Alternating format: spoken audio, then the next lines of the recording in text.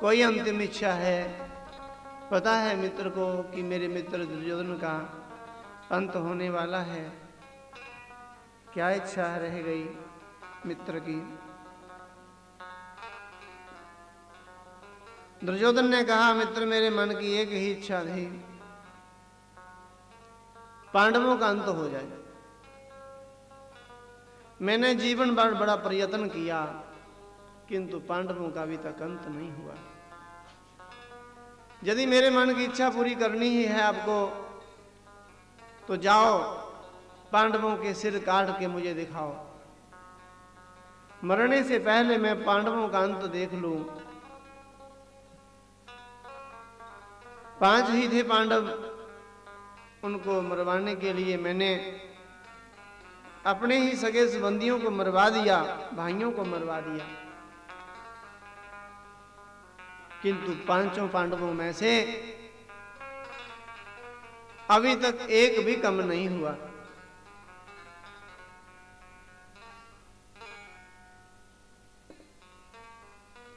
अश्वत्थामा पांडवों के शिविर में गया। पांडवों के साथ रहते थे भगवान श्री कृष्ण।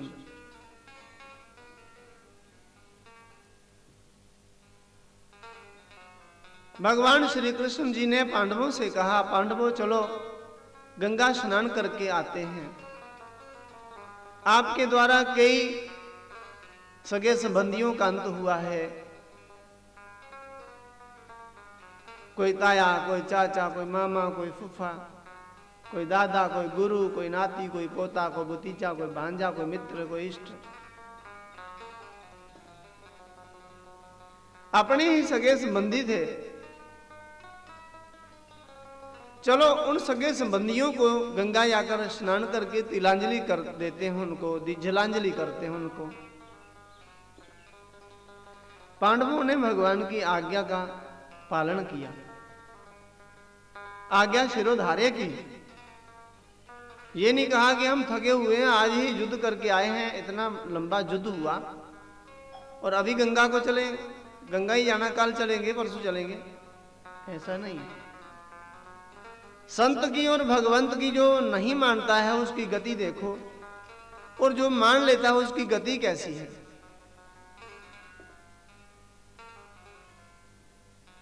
पांडवों ने आज्ञा का पालन किया और भगवान के साथ गंगा जाने के लिए तैयार हो गए। द्रौपदी के भी 5 पुत्र थे।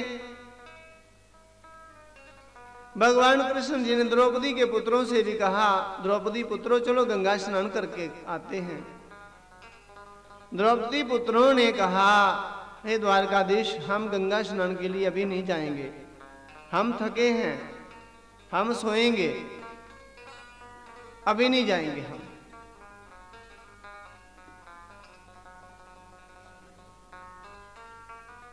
भगवान ने बड़ा कहा, बहुत कहा, किंतु द्रौपदी के पुत्रों ने नहीं माना, भगवान की आज्ञा का पालन नहीं किया और शिविर में ही सो गए। पांडवों को लेकर भगवान गंगा चले गए, गंगा स्नान करने के लिए चले गए। भगवान भी तो उसी की रक्षा करते हैं जो भगवान की माने ना।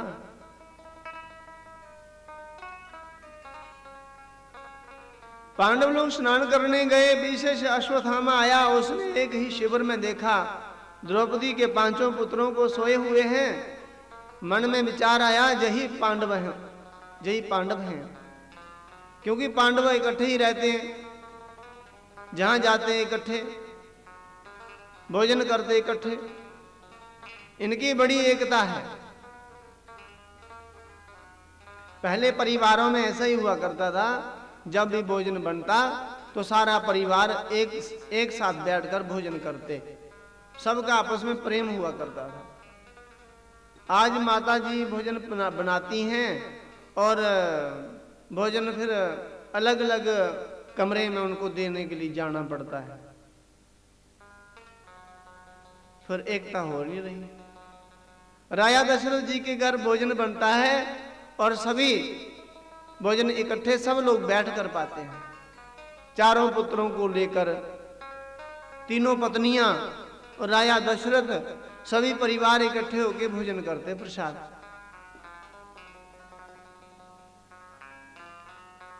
बच्ची काबू में ना आए तो भी पकड़ पकड़ के भोजन करत बुलावत राजा।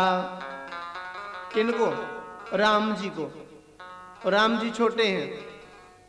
भोजन करत बुलावत राजा, नहीं आवत तजी बाल समाजा। अपने बाल समाज को छोड़कर राम जी भोजन करने के लिए नहीं आते और ठुमक ठुमक नचते हैं, नाचते हैं, दौड़ते हैं। फिर भी पकड़ के राया दशरथ बुलाकर अपने पास बिठाकर भोजन करवाते हैं बच्चों को। राम जी को, लक्ष्मण जी को, भरत जी को, शत्रुघ्न जी को। कभी भी घर में भोजन बने तो इकट्ठे बैठकर सभी इकट्ठे मिलकर भोजन प्रसाद पाओ। उस परिवार में एकता, अखंडता और प्रेम बना रहेगा। नहीं तो अकेले अकेले अकेले अकेले अलग अलग कमरे में रोटियां सेको, रोटियां खाओ, बनाओ, तो उससे एकता नहीं होगी। अश्वत्थामा ने मन में विचार किया, ये पांडव इकट्ठे ही रहते हैं, इकट्ठे ही भोजन करते हैं, इकट्ठे ही स्नान करते हैं, ये पांडव ही सोए हुए होंगे, ये पांडव ही हैं। पांडव मानकर द्रौपदी के पुत्रों के सिर काट लिए और जाकर दुर्योधन को दिखाए। दुर्योधन बड़ा दुष्ट है, बड़ा कायर है, किंतु द्रौपदी के पुत्रों के सिर देकर द्रौपदी के पुत्रों के सिर देकर दुर्योधन बड़ा दुखी हुआ, बड़ा ही दुखी हुआ। कहने लगा, अश्वत्थामा तू मेरा मित्र नहीं हो सकता, तूने मित्र जैसा व्यवहार नहीं किया। मेरी शत्रुता केवल पांडवों से थी, द्रौपदी के पुत्रों से मेरी कोई शत्रुता नहीं थी, दुश्मनी नहीं थी। ये तो हमारा संस्कार करने वाले, हमारे मरने के बाद ये हमारा पिंडदान, श्राद्ध, तर्पण क्रिया, अंतिम क्रिया करने वाले हैं। अरे अश्वत्थामा, तूने हमारे कुल में कोई पानी देने के लिए, तिलांजलि जलांजलि देने के लिए कोई बच्चा नहीं रहने दिया, तूने तो बच्चों को मार दिया। तू मेरा मित्र नहीं हो सकता, मैं तेरा मुंह नहीं देखना चाहता, मेरी आंखों से दूर हो जा। तूने अंत समय मुझे दुखी किया है। दुर्योधन बड़ा दुखी हुआ और दुर्योधन का अंत हो गया। पांडव लोग स्नान करके आए और उन्होंने द्रौपदी के रोने की आवाज सुनी। अर्जुन दौड़ते हुए पास आकर देखते हैं पुत्रों का अंत हो चुका है और द्रौपदी विलाप कर रही है। अर्जुन बड़े बुद्धिमान हैं। अर्जुन ने कहा, द्रौपदी, ये नीच कर्म अश्वत्थामा के सिवाय और कोई नहीं कर सकता, क्योंकि कौरव सेना में 3 ही योद्धा बचे थे, कृतवर्मा, अश्वत्थामा और कृपाचार्य जी। कृतवर्मा, कृपाचार्य जी ऐसा क्रूर कर्म नहीं कर सकते। अश्वत्थामा ने अवश्य ही ऐसा नीच कर्म किया है देवी, मैं प्रतिज्ञा करता हूं, कल का सूर्य बाद में उदय होगा, पहले मैं अश्वत्थामा को मृत्यु दंड दूंगा। यदि मैं अश्वत्थामा को मृत्यु दंड नहीं दे पाया तो मैं अग्नि में समा जाऊंगा, अपने शरीर की आग में आहुति दे दूंगा। अर्जुन अश्वत्थामा की खोज करते हुए वन में चले गए और अश्वत्थामा को पकड़कर पीटने लगे। मन में आया इसका अंत करूं, किंतु द्रौपदी के सामने जाकर इसका अंत करूं तो अच्छा होगा। कंधे पे उठाकर लाए और द्रौपदी के सामने आकर पृथ्वी पर पटक दिया जोर से। जैसे ही तलवार मयान से निकाली और प्रहार करने लगे, द्रौपदी ने बाजू पकड़ ली। हे स्वामी, इसको मत मारो, ब्राह्मण है, ब्रह्म हत्या होगी। ब्राह्मण हत्या का पाप मिटता ही नहीं, जन्म जन्मांतर बीत जाए तब भी नहीं मिटता। साथ में ये हमारे गुरु जी का पुत्र है। फिर ये एक माता जी का सहारा है। इसकी माता विधवा है और इसकी माता का इसी का सहारा है। यदि इसको मार दिया, इसकी माता बेसहारा हो जाएगी, और बेसहारा माता कैसे जिएगी? द्रौपदी के आंखों में आंसू आने लगे, आंसू आ गए। अपने पुत्रों के मरने के दुख से नहीं, मन में ये याद आने लगा कि मेरी गुरु माता का बेटा मर जाएगा तो मेरी गुरु माता बेसहारा होकर कैसे जीवन यापन करेगी। पुत्र वियोग की पीड़ा बड़ी होती है स्वामी। किसी भी मां को पुत्र वियोग ना लगे। आप इसको छोड़ दो, इसको नहीं मारो। इसको यदि मार भी दिया तो मेरे पुत्र जीवित नहीं होंगे, रहने दो इसको। अर्जुन ने कहा ठीक है, मैंने तो प्रतिज्ञा की है, यदि इसको नहीं मार सका तो मैं अपने आप की, अपने शरीर की आहुति डाल दूंगा अग्नि में। अग्नि बाण चलाया, अग्नि प्रकट कर ली और अग्नि में जाने लगे। द्रौपदी ने भगवान कृष्ण को पुकारा है, हे द्वारकाधीश मेरी रक्षा करो, मेरे पति की रक्षा करो। भगवान आए हैं, अर्जुन को समझाने लगे, अर्जुन ये क्या कर रहे हो? आत्महत्या करना पाप होता है। अर्जुन कहते हैं, हे द्वारकाधीश मैं आत्महत्या नहीं कर रहा, मैं तो अपनी प्रतिज्ञा पूरी कर रहा हूं। इस दुष्ट ने मेरे पुत्रों का वध किया और मैं इसको मारने लगा तो द्रौपदी कहती ये ब्राह्मण है, गुरु का पुत्र है, माता का सहारा है। भगवान कृष्ण कहते अर्जुन द्रौपदी सच कह रही है। कोई भी मां नहीं चाहती कि किसी दूसरी को पुत्र वियोग लगे, कितनी भी कोई दुखी हो। फिर भारत देश की नारी, ये तो बड़ी आदर्श नारी निकली। भारतीय नारी की क्या महिमा है, इसका वर्णन नहीं किया जा सकता। अर्जुन यदि आप इसको मारेंगे भी तो ये एक ही बार मरेगा, ऐसा क्यों नहीं करते इसकी बार बार मृत्यु हो। अर्जुन कहने लगे, हे द्वारकाधीश एक ही बार जन्म होता है, एक ही बार मृत्यु होती है। भगवान कहते नहीं, जिसका अपमान कर दिया जाए बड़ी सभा में, वे व्यक्ति, अपमानित व्यक्ति सभासद के किसी भी व्यक्ति से जब भी मिलता है तो मृत्यु से भी उसको अधिक दंड प्राप्त होता है। इसको अपमानित करके देश निकाला कर दे दो, इसको देश से बहिष्कार कर दो इसको। अर्जुन ने अश्वत्थामा के केश काट लिए, माथे पे तेज मणि थी निकाल ली, माथा लहूलुहान हो गया और अश्वत्थामा चला गया।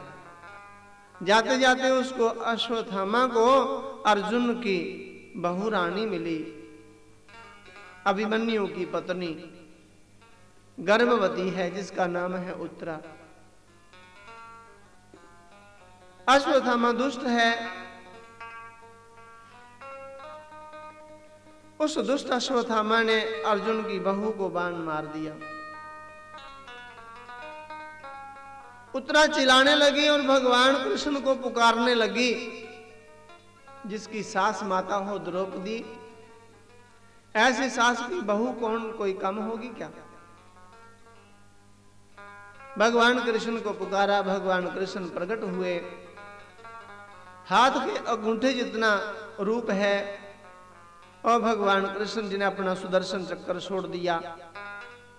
उस सुदर्शन चक्र के प्रहार से अश्वत्थामा के जो छोड़े हुए बाण का भगवान ने खंडन किया, उस बाण के टुकड़े टुकड़े कर दिए और उत्तरा की कोख में जो बच्चा है वह जीवित नहीं है।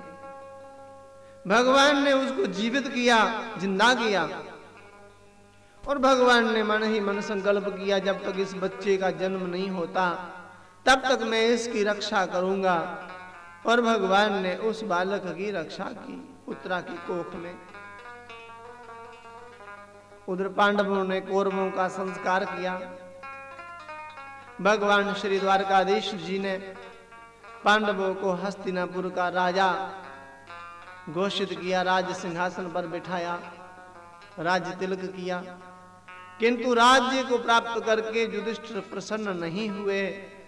कहने लगे, इस राज्य सिंहासन की वजह से हमने घोर पाप अन्याय किया है, हमने अपने ही सगे संबंधियों का अंत किया है।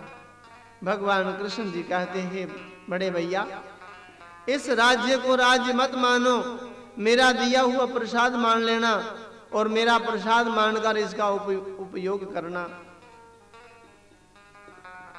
आपने किसी संबंधी को नहीं मारा है, सभी अपने पाप कर्म की वजह से पहले से ही मर चुके थे, आप तो केवल निमित्त मात्र बने हो। पांडवों ने कहा, द्वारकाधीश हम अपने भीष्म पितामह जी से मिलना चाहते हैं। भीष्म पितामह जी से मिलने के लिए सभी पांडव लोग गए हैं। द्वारकाधीश श्री कृष्ण जी साथ हैं, द्रौपदी भी साथ है, उत्तरा, गंधारी, कुंती, सुभद्रा सब गए। और भीष्म पितामह जी कुल में बड़े हैं, वृद्ध हैं, सब ने भीष्म पितामह जी को प्रणाम किया और भीष्म पितामह जी ने सबको यथा योग्य आशीर्वाद दिया। यथा योग्य आशीर्वाद देना चाहिए, जिसकी जैसी योग्यता है वैसा ही उसको आशीर्वाद दे दो। एक बार एक राजा घर से घोड़े पे सवार होकर वन में गया। चलते चलते रास्ते में उनको एक शिकारी मिला और शिकारी ने कहा राजा को कि मैं भी आपके साथ चलूं। राजा ने कहा हाँ चलो। अब वे दो जने हो गए। चलते चलते थोड़ी दूर आगे एक संत मिले। संत ने कहा राजा से मैं भी आपके साथ चलूं। राजा ने कहा हाँ चलो। अब 3 लोग हो गए। थोड़ी दूर आगे चलकर एक तपस्वी मिले। तपस्वी ने कहा राजा को मैं भी आपके साथ चलूं। राजा ने कहा हाँ चलो। अब वे 4 लोग हो गए। चलते चलते बड़े बियाबान जंगल में चले गए। उस जंगल में एक महात्मा जी रहा करते थे।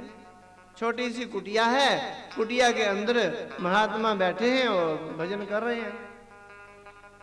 महात्मा अर्थात जो वो आत्मा जिसके महान विचार हैं, महान कर्म हैं, महान कार्य हैं, महान भाव हैं, उसे बोलते हैं महात्मा। जो तप में ही तलीन रहे उसे बोलते हैं तपस्वी। और जो सच को जान जाए और सच को तिलक करे, अलंकृत करे, सच की शोभा बढ़ाने का ही प्रयत्न करे। सा और ता को बोलते हैं सत्य। सत्य का अर्थ सच। और सत्य के ऊपर बिंदु लगा दो तो बन गया संत। जो महान कार्य करे पुरुष उसे बोलते हैं महापुरुष।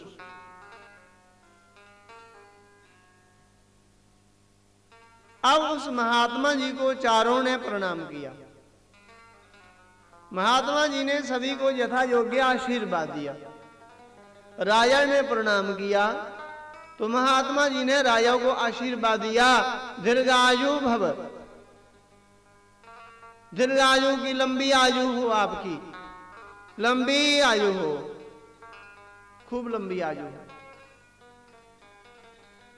आयुष्मान भव, खूब आयु हो आपकी, खूब उम्र हो आपकी। और तपस्वी ने प्रणाम किया तो महात्मा जी ने कहा मृत्यु भव, कि तेरी तो मृत्यु हो जाए।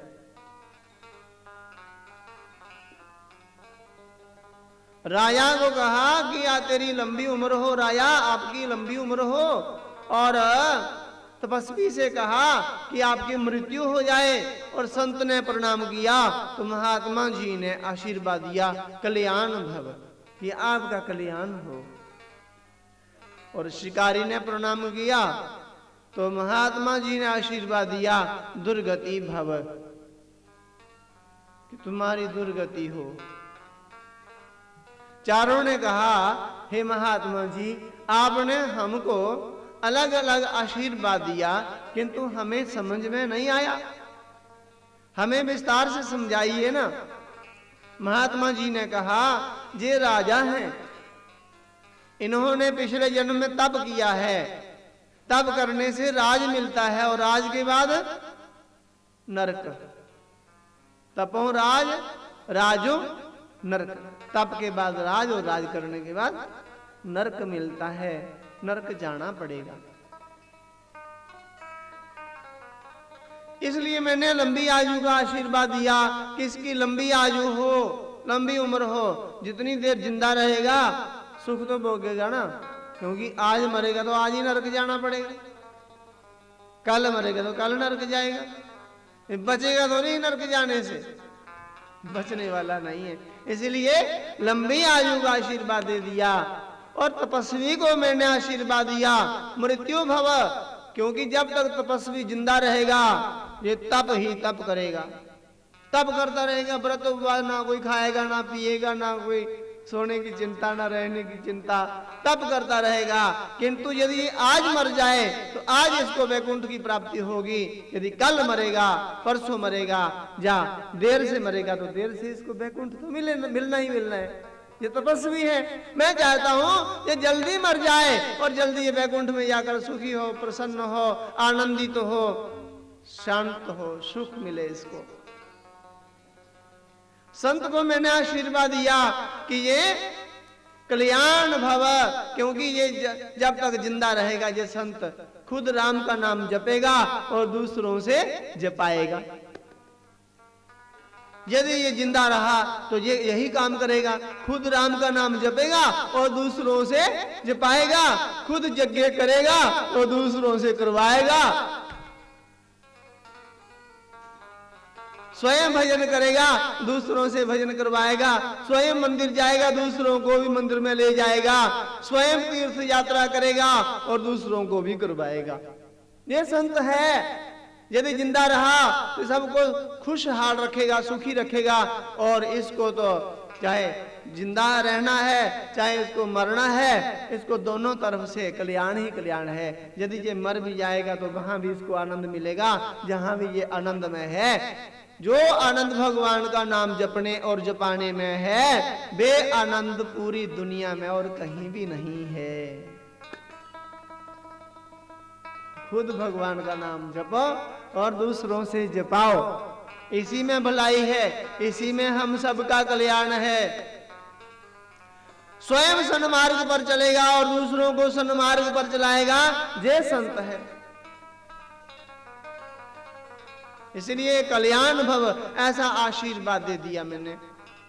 और शिकारी को आशीर्वाद दिया, दुर्गति भव। शिकारी जब तक जिंदा रहेगा तब तक ये पशु पक्षियों को जीने नहीं देगा, कलमुंगे की पानी नहीं पीने देना।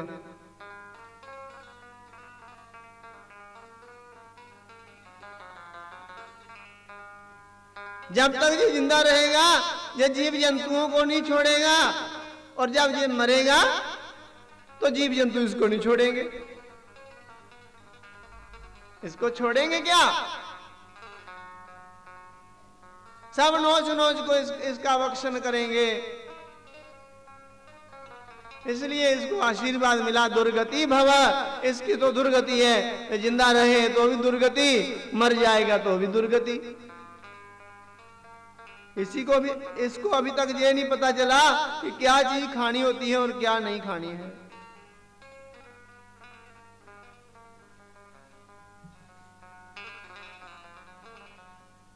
हमें भी नहीं पता है क्या खाना है क्या नहीं खाना है। श्री राम भगवान लंका में युद्ध करने गए, वानर वानुओं की सेना साथ में है, और जैसे ही विजय हासिल की, रावण का अंत हुआ और विभीषण को राजा बनाया। राजा बनकर विभीषण प्रसन्न होकर पुष्पक विमान पर हीरे मोती जवाहरात लेकर आए और ऊपर से आसमान पे जाकर हीरे मोतियों की वर्षा की। और वानर बालुओं ने देखा हीरे मोतियों को लाल पीले, तो उन्होंने सोचा कोई लड्डू है, पता नहीं खाने की वो कोई वस्तु है। सबने मुख में ले लिए और उसको चबाने लगे। और सबको देख देख कर राम जी हंसने लगे, देखो ये मेरे प्रिय ये बंदर वालू मेरे बड़े मददगार हैं, ये इतने सीधे हैं, इनको ये भी नहीं पता कि ये खाने की वस्तु है या पहनने की वस्तु है। भगवान हंस रहे। हमें तो ज्ञान होना चाहिए क्या खाना है क्या नहीं खाना है।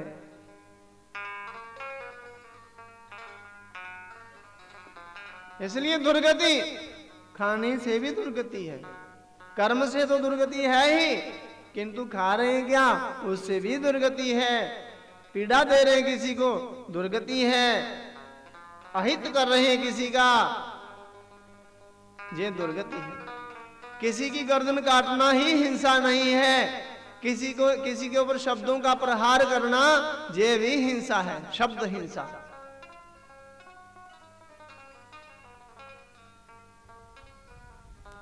किसी के ऊपर व्यंग वचन बोलना, व्यंग वचन छोड़ना, ये भी हिंसा है, शब्द हिंसा। इसकी दुर्गति है। भीष्म पिताजी ने सभी को यथा योग्य आशीर्वाद दिया है।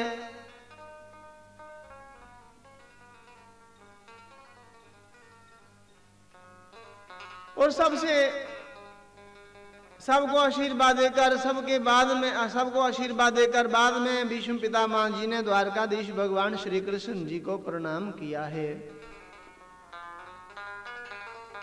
हे द्वारकाधीश मेरा प्रणाम स्वीकार करो।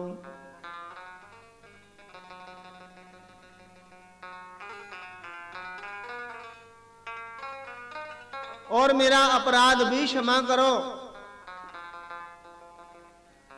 भगवान श्री कृष्ण जी ने कहा, हे भीष्म पितामह जी आपने कौन सा अपराध कर दिया जिसकी आप क्षमा याचना कर रहे हैं। भीष्म पितामह ने कहा, मैंने अपराध ये किया है कि आज मेरे सन्मुख अखंड ब्रह्मांड नायक, कोटिन ब्रह्मांड नायक भगवान द्वारकाधीश मेरे सन्मुख खड़े हैं और मैं उठकर भगवान को प्रणाम नहीं कर पाया, भगवान का स्वागत नहीं कर सका। ये अपराध है। पूरी दुनिया का मालिक सामने आ जाए तो कम से कम उठकर उनको प्रणाम तो करो। मैंने ये अपराध किया है। भगवान श्री कृष्ण कहते हैं, भीष्म पितामह जी आपने कोई अपराध नहीं किया। इस समय आप समर्थ भी नहीं है उठने में।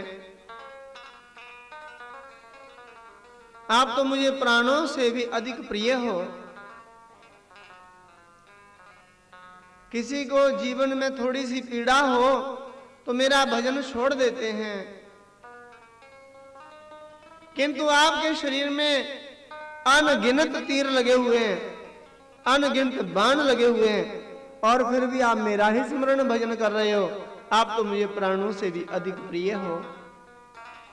इसे मैं अपराध नहीं मानूंगा कि आपने उठकर मुझे प्रणाम नहीं किया, मेरा स्वागत नहीं किया, सम्मान नहीं किया, अभिनंदन नहीं किया।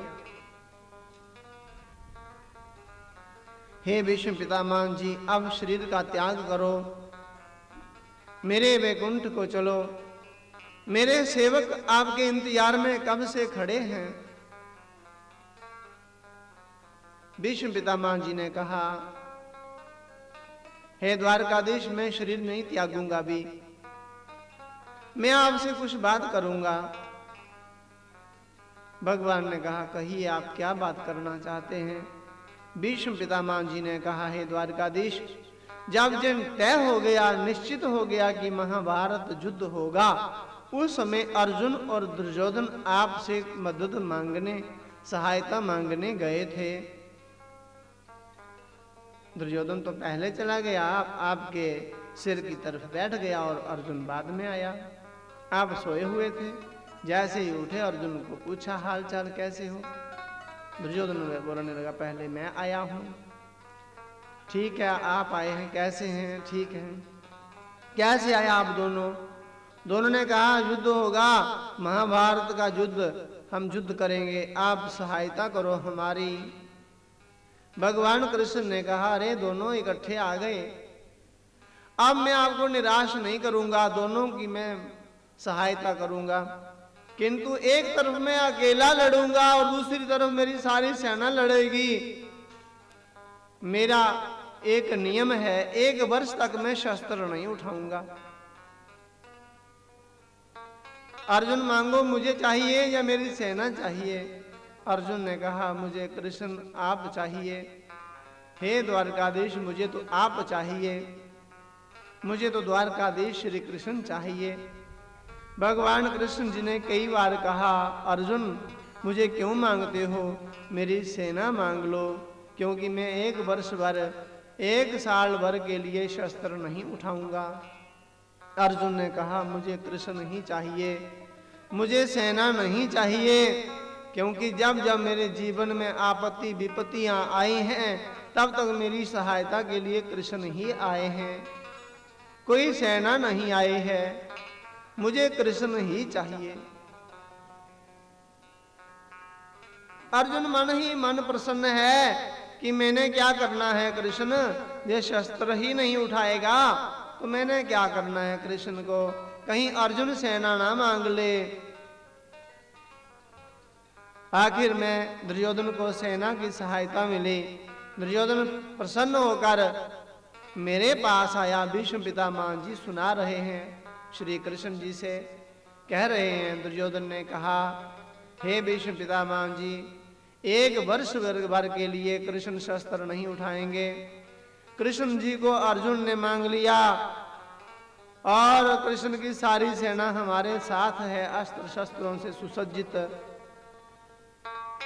भीष्म पितामह जी कहते हैं द्वारकाधीश उस समय मेरे मुख से स्वतः ही निकल गया, दुर्योधन यदि कृष्ण शस्त्र ना उठाए तो जीत भीष्म की होगी।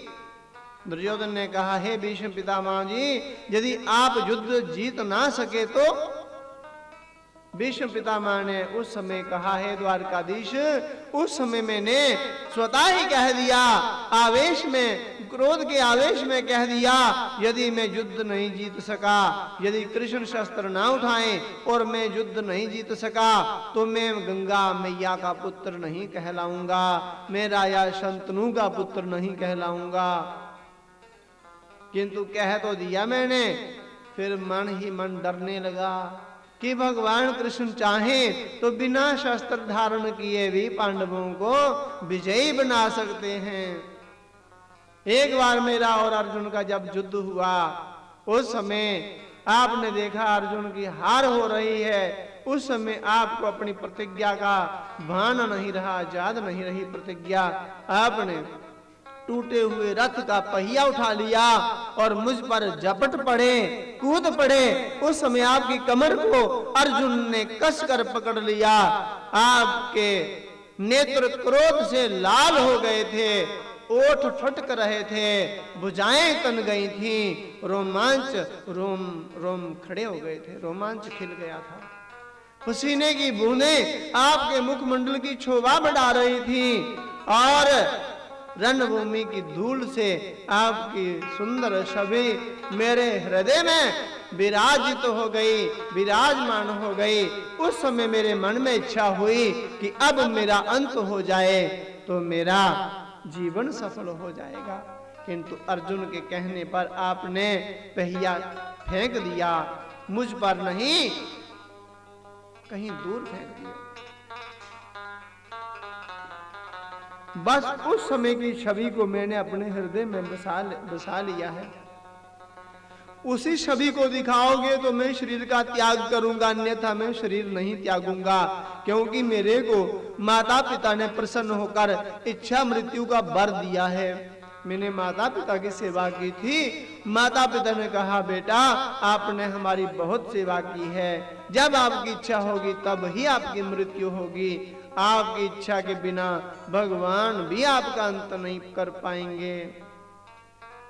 मुझे माता पिता का वरदान है, उस रूप को आप दिखाइए तो मैं शरीर त्याग कर देता हूं। भगवान ने कहा हे विष्णु पितामह जी, मैं आपको वह रूप दिखाऊंगा, किंतु पहले पांडवों को कोई शिक्षा दीजिए। ये पांडव बड़े अज्ञानी हैं, ये ना समझ हैं, अज्ञानी हैं। भगवान पांडवों के एक बार पुकारने पर दौड़े चले आते हैं। द्रौपदी के एक बार पुकारने से भगवान दौड़े चले आते हैं। और फिर भगवान पांडवों को कह रहे ये अज्ञानी, अभी तक इनको ज्ञान नहीं हुआ। हमें कोई कह देता है अज्ञानी है, भगवान हमारी मुट्ठी में है, हमारे आस पास हैं, हमारे अगल बगल में हैं, बुलाने पे चले आते हैं। फिर हमें कोई अज्ञानी करे कहें तो हम सहन कर पाएंगे? नहीं कर पाएंगे। किंतु पांडव लोग सच मान रहे हैं, ठीक है हम अज्ञानी ही हैं प्रभु, हमें ज्ञान नहीं है। कितना भी बड़ा कोई ज्ञानी हो, अपने ज्ञान का उसको अभिमान ना हो। कितना भी बड़ा भक्त हो, किंतु भक्ति से सत्संग से कभी विमुख ना हो। पांडवों को ही नहीं भगवान के दर्शन हुए, भगवान के दर्शन तो बड़े बड़े राक्षसों को भी हुए। क्या राक्षस राज रावण को दर्शन नहीं हुए भगवान के? हुए हैं ना, ब्रह्मा जी के, विष्णु जी के, शिव जी के, सबके दर्शन हुए। देवताओं को तो उन्होंने अपने जेल में बंद कर रखा था। रावण की जेल में कोई साधारण लोग नहीं थे, देवता लोग जेल में कारागार में बंद कर रखे थे, बंदी बना रखा था उनको। ऐसा रावण जिनके यहां ब्रह्मा विष्णु महेश आते जाते रहते थे, किंतु रावण सत्संग से विमुख हो गया,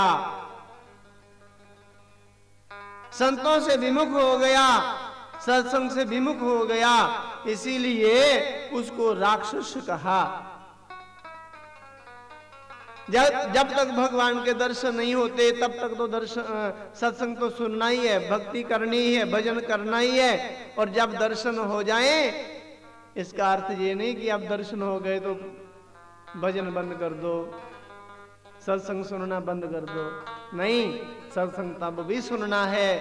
हनुमान जी खूब भगवान के दर्शन करते हैं, राम जी के दर्शन किए हैं, किंतु हनुमान जी कोई भी सत्संग नहीं छोड़ते। जहां जहां सत्संग होता है हनुमान जी वहां विराजमान रहते हैं। जहां भी आए हैं हनुमान, क्योंकि यत्र यत्र रघुनाथ कीर्तनम तत्र तत्र कृतमस्तकांजलिम बाष्पवारि परिपूर्ण लोचनम मारुतिम नमत राक्षसांतकम।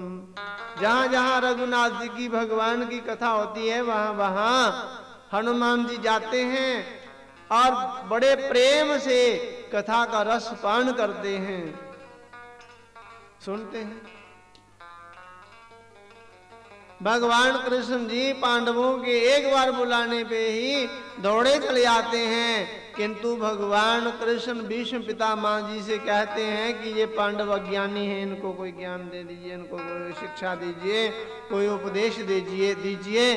तो भीष्म पितामह जी ने राजधर्म, मोक्ष धर्म, नीति धर्म, नारी धर्म, कई धर्मों का उपदेश दिया, कई धर्मों पर प्रवचन किया।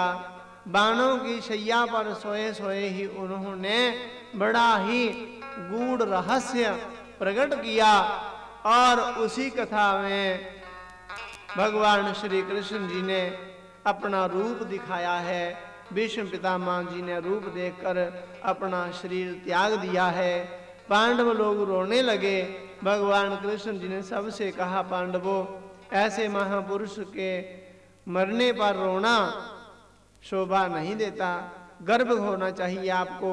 आपके कुल में ऐसा महान वीर साधु, भगवान का भक्त, देशभक्त और माता पिता का सेवक ना हुआ था, ना कोई होगा। इनकी अंत्येष्टि क्रिया बड़ी प्रकार से करो। पांडवों ने भीष्म पितामह जी की अंत्येष्टि क्रिया बड़ी विधि विधान से की। फिर पांडव लोग हस्तिनापुर आए हैं। थोड़े दिनों के बाद अर्जुन की बहू रानी ने, उत्तरा ने एक बच्चे को जन्म दिया है। जन्म लेते ही इस चारों ओर अपनी गर्दन घुमा घुमा कर देख रहा है, निरीक्षण कर रहा है, मानो ये किसी की प्रतीक्षा कर रहा है, किसी का इंतजार कर रहा है। युधिष्ठिर ने ज्योतिषियों को बुलाया, पूछा, ये बच्चा कैसा है? इसकी गर्दन चारों ओर घूम रही है, ये क्या देख रहा है? ज्योतिषियों ने कहा, ये भगवान कृष्ण का दर्शन करता था मां की कोख में, क्योंकि इसके जीवन को रखने वाले श्री कृष्ण हैं। जितनी देर मां की कोख में रहा, इसको भगवान के दर्शन हुए। अब ये जन्म ले चुका है, अब इसको भगवान के दर्शन नहीं हो रहे हैं। ये ढूंढ रहा है, कह रहा है, वे भगवान कहाँ हैं? कहाँ हैं वे भगवान जिन्होंने मेरी रक्षा की, जिन्होंने माता की कोख में मुझे दर्शन दिया? वे भगवान कहाँ हैं? हे राजा युधिष्ठिर, ये बच्चा भगवान की प्रतीक्षा कर रहा है, इसलिए इस बच्चे का हम नाम रखेंगे परीक्षित।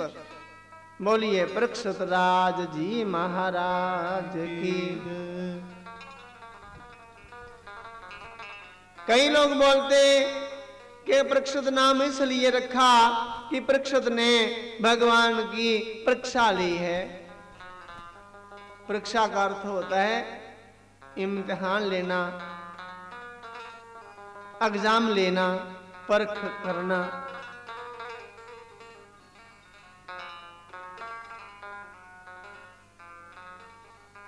परीक्षित ने अपने जीवन में और कोई इंतजार नहीं किया। बचपन से लेकर अंत समय तक एक प्रतीक्षा की है कि जिसने मेरी मां की कोख में रक्षा की थी, जिन्होंने मुझे मां की कोख में आकर दर्शन दिया था, वे भगवान कहाँ हैं? वे भगवान कब आएंगे, कब आएंगे? यही प्रतीक्षा करते करते अंत समय तक इंतजार किया, और अंत समय में भी उनको भगवान श्री कृष्ण जी का दर्शन हुआ। भागवत कथा सुनने के बाद, भगवान की कथा सुनने के बाद क्या मिलता है? वैकुंठ मिलता है। और वैकुंठ में कौन रहता है? भगवान तो रहता है ना। जन्म से पहले भी भगवान का दर्शन, और जन्म के मरने के बाद भी, शरीर त्यागने के बाद भी भगवान का दर्शन प्राप्त हुआ है। हमें भी एक सीख लेनी चाहिए। यदि मनुष्य जीवन में आए हैं तो हम अपना जीवन ऐसे बिताएं कि एक प्रतीक्षा लेकर जीवन में जीना है। हमको एक ही प्रतीक्षा करनी है। किसकी प्रतीक्षा? कि हमारा मकान बन जाए, एक बंगला और बन जाए, इसकी प्रतीक्षा नहीं। बेटे की शादी तो कर दिया, पोता पता नहीं कब होगा, ये प्रतीक्षा कर रहे हैं।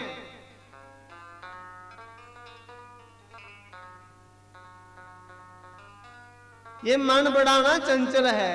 जो हमारे पास है ना, उसकी तरफ ये मन नहीं जाता, उसका ध्यान नहीं करता। किंतु जो चीज हमारे पास नहीं है ना, उसको जुटाने में ये दिन रात प्रयत्न करता है। चाहता है कि ये सारी दुनिया मेरी हो जाए, सारी जमीन मेरी हो जाए, सारी संपत्ति मेरी हो जाए, मेरी सारी दुनिया में पहचान हो, मेरा सब जगह सम्मान हो, मेरा मान हो, मेरी बड़ी संतान हो, मेरे बड़े मकान हो, मेरी बड़ी बड़ी दुकान हो। यही सोचकर जितना कुछ है ना हमारे पास उस तरफ ध्यान नहीं जाता।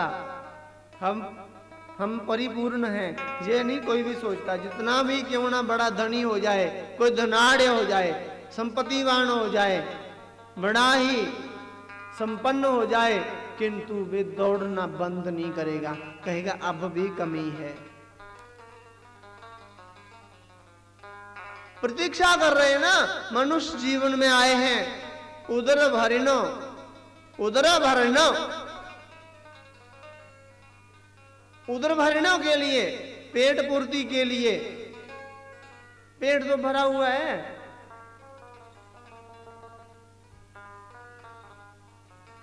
आज हमारी आकांक्षाएं, इच्छाएं हमारी बहुत बढ़ गई हैं। थोड़ी देर पहले मोबाइल नहीं था, तब भी लोग काम धंधा करते थे, काम चलाते थे, होता था गुजारा। किंतु आज मोबाइल है, बिना मोबाइल के रह नहीं सकते। और मोबाइल मिला कि बातचीत करने के लिए, वो उस मोबाइल से संतुष्टि नहीं हुई, बढ़िया से बढ़िया खरीदने लगे। और जितना महंगा मोबाइल होगा उतने ही उसके फंक्शन जो हैं 70% 80% उसके फंक्शन जो हैं वे उपयोग में नहीं होते। हम उनको उपयोग नहीं कर पाते, उपयोग करना नहीं आता, नहीं आता। उसके कितने फंक्शन हैं, कितनी ऐप्स हैं उसमें।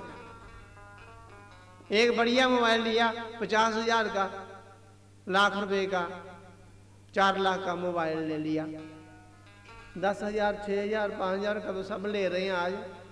1,000 वाला 1,500 वाला तो कोई देखते ही नहीं, बड़े कम लोग। वही बूढ़ी माई होगी जो उनके पास होगा।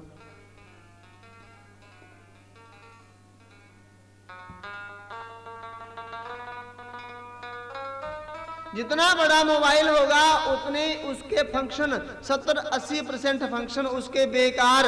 हम उनको इस्तेमाल नहीं करते, उनको अनुपयोग करते हैं, उपयोग नहीं करते, अनुपयोग है। और जितना बड़ा मकान होगा तो 70-80% वे मकान खाली ही है। मकान बहुत बड़ा है और टुंब एक है। बच्चा तो एक ही है ना। मकान इतना बड़ा कहाँ कहाँ घुमाएंगे, सोना तो एक ही कमरे में। जहाँ सारे कमरे में सोना पड़ेगा रात भर, 10 मिनट उस कमरे में, 1 घंटा उस कमरे में, आधा घंटा उस कमरे में, 1 घंटा उस बेड पर, 2 घंटे उस बेड पर, ऐसे सोते हैं। जितना बड़ा मकान होगा उतना ही वे खाली रहेगा। और जितनी हमारी संपत्ति होगी मरने के बाद 70-80% वे बैंक में पड़ी रहेगी और बेकार जाएगी। हम जुटाते रहेंगे, खर्च करेंगे, खर्च करेंगे, खर्च नहीं कर पाएंगे, किंतु अंत समय में 70-80% बेकार रहेगी, किंतु धर्म के कार्य में नहीं लगा पाएंगे। कोई गौ सेवा में नहीं लगा पाएंगे, कोई संत सेवा में, भगवान की सेवा में, कोई यज्ञ में नहीं लगा पाएंगे, कोई आश्रम में नहीं लगा पाएंगे। दौड़ रहे हैं और दौड़ते दौड़ते हमारा दम टूट जाता है, किंतु धर्म से हम वंचित रह जाते हैं।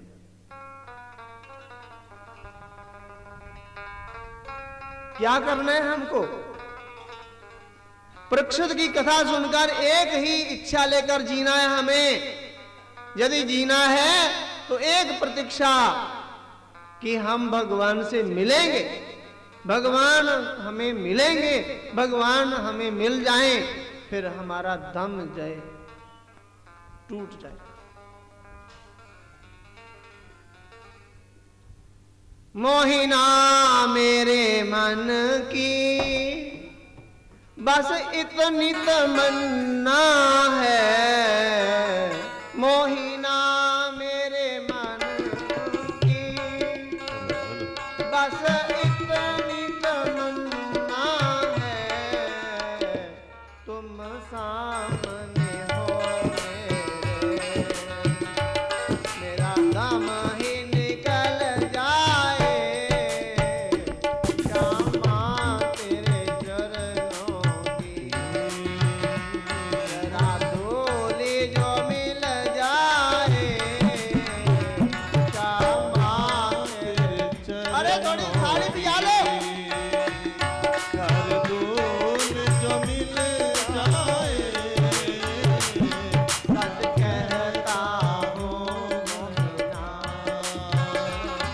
सच कहता हूँ मोहिना,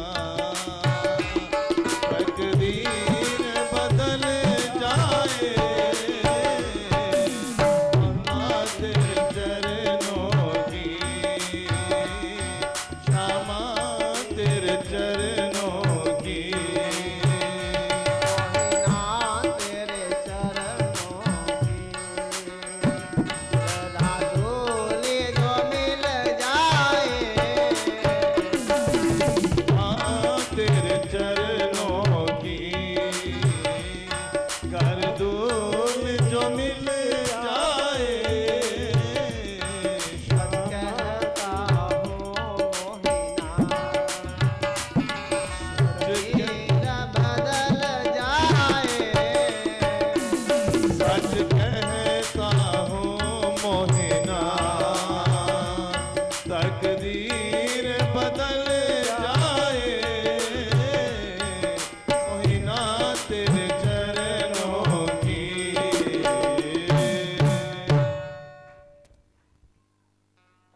जीवन में जीना है तो राजा परीक्षित की कथा सुनकर एक नियम बना लो कि हमने जीवन में जीना है तो एक प्रतीक्षा लेकर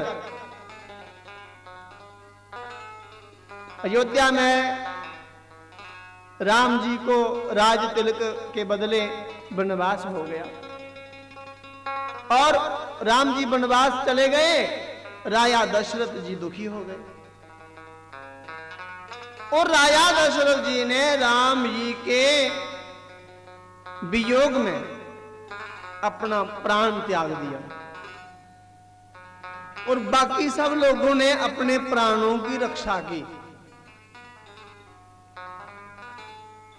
अयोध्या में 14 वर्षों तक राजा दशरथ के सिवाय और किसी की मृत्यु नहीं हुई अयोध्या में।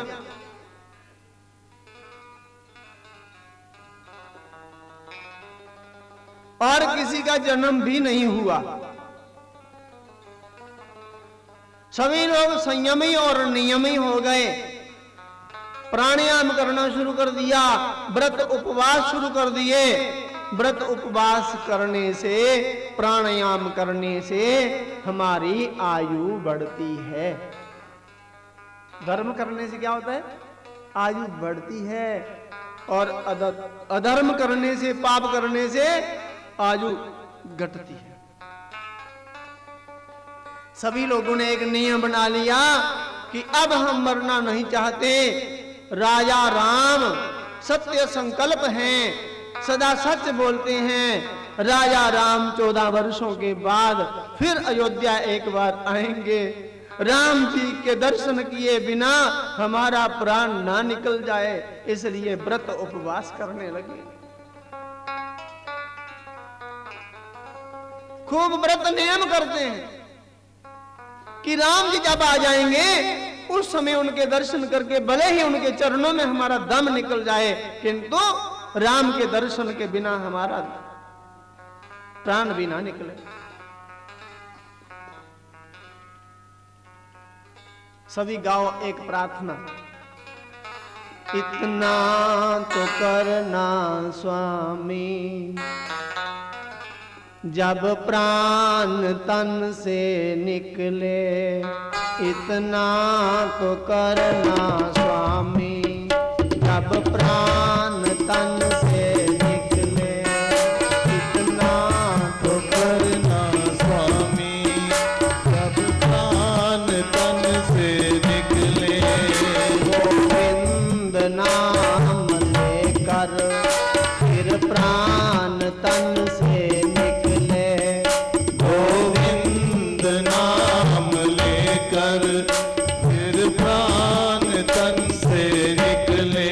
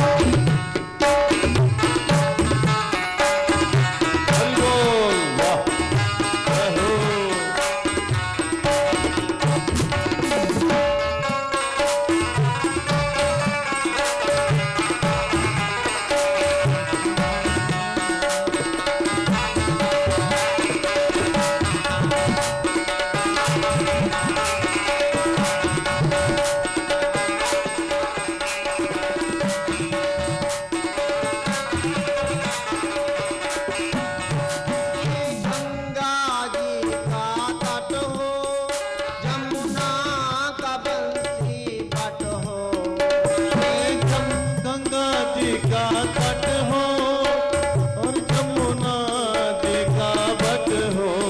श्री गंगा जी का तट हो, जमुना का बंसी बट हो। श्री गंगा जी का तट हो, जमुना का श्री बट हो।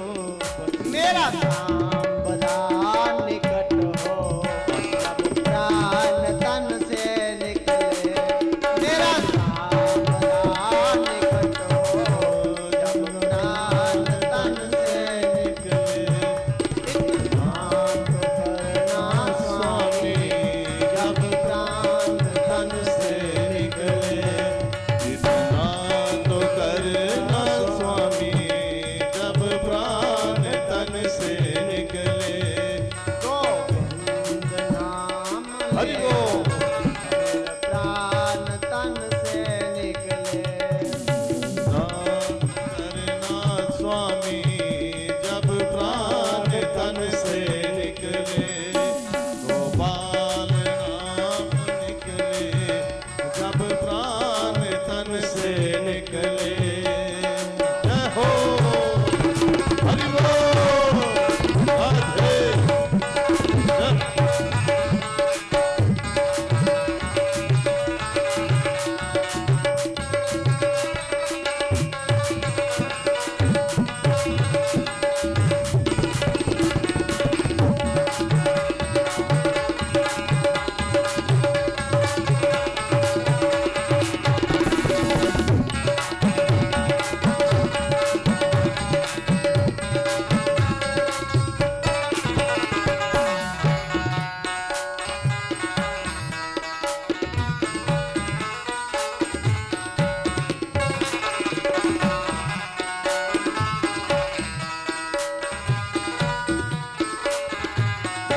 मेरा प्राण निकले सुख से, तेरा नाम निकले मुख से। मेरा प्राण प्राण निकले सुख से, मेरा प्राण निकले सुख से। मेरा प्राण निकले सुख से, तेरा नाम निकले मुख से। मेरा प्राण निकले सुख से, तेरा नाम निकले मुख से। बज